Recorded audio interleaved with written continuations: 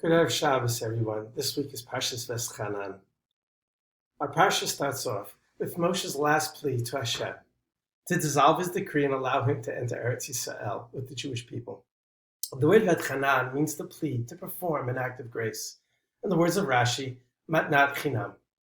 Moshe did not say to God, "Hey God, you owe me. I led your children for 40 years in the wilderness. If you remember our first conversation, I was not in favor of taking this job." We know from the Torah, Moshe was a faithful servant to Hashem and the Jewish people for 40 years. 40 years of unwavering self-sacrifice and loyal dedication for a job he didn't desire. And so the choice of the word Vetchanan reflects Moshe's appeal to a gracious and merciful God to reconsider his initial decree and to do this one solid. Hashem responds, ordering Moshe to cease and desist, and that entering Eretz Yisrael is not part of the journey. Hashem instructs Moshe to ascend Rosh HaPisgah, while here we show Moshe the entire land Bnei Yisrael will inherit. Following Moshe's view from the observation deck of the Jordan, he faithfully and loyally resumes his Torah teaching and instruction. What lesson can we take away from these first 6 verses of Vetchanan? After all, every story in the Torah has an eternal lesson for future generations.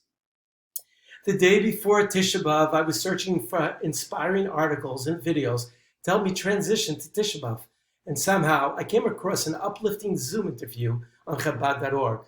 Allow me to introduce the Burks family of Montana, Rabbi Chaim and Chavi Burke of Chabad Shluchim, who after 2 years of marriage was sadly diagnosed with permanent infertility.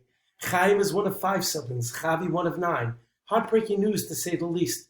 What struck me about Chaim and Chavi was their openness about their predicament and their willingness to share their feelings and struggles with others. They decided not to wallow in their sorrow, not to be defined by their circumstances, but to channel their faith into forging a new path filled with positive optimism. Fast forward, Chavi and Chaim have built their family by adopting 5 children, one of which is biracial. Today, they continue to lead the Chabad of Bozeman, Montana, and serve as an unofficial resource of support and guidance for hundreds of Jewish couples who find themselves in a similar predicament. It's their courage and faith in Hashem that they have been able to trailblaze a unique path and serve as role models for others. Every morning, we recite the blessing of Hamechin Mitzadeh Gover. Hashem prepares the way for man, a daily reminder to help us develop an attitude of faith and to accept that the road of life we find ourselves on has been personally paved by Hashem. Perhaps we can learn this lesson from the story of Moshe Rabbeinu at the beginning of Vetchanan and Chavi and Chaim Burks, that when the road ahead we call life takes an unexpected turn, it's part of a bigger plan that at the moment we can't appreciate, and to remember to fill it with optimism, to look around and take in the scenery, so not to miss out on the opportunities that lay just around the bend. Shabbat Shalom.